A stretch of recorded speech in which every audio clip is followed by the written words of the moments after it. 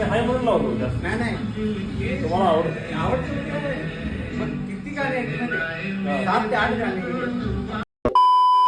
तर भावांनो, आज आपल्याला जायचं होतं आष्ट्याला, म्हणून विश्ल्या गल्लीत गाठ पडला. चल म्हणलं संदीप दाच्यात जाऊन दाढी तर करून येऊया. मग संदीप दाच्या दुकानात आलतो इथं. मग काय आरशात बघून घेतलो, केसात हात बीत घातलो, जरा पोज वगैरे दिलो. मग काय इकडे दीपकदाने चहा आणलेला, चहा तर पिऊन घे म्हणला. मग चहा पिऊन घेतो. केस कटिंग करण्यासाठी काका आलते, मग त्यामुळे संदीप दानं पण जुनी गाणी लावलेला, तर ऐकून घ्या.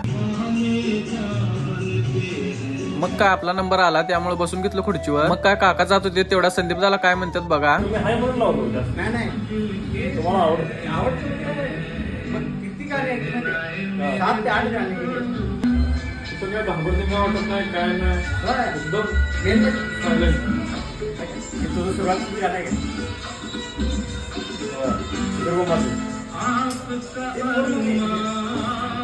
मग काय काका त्यांच्या आवडीची गाणी लावल्यात असं म्हणत होते, मस्त गाणी असतात म्हणत होते. मग काय त्यांना होय म्हणलेत आणि आपल्या काळातली गाणी लावली संदीप दानं.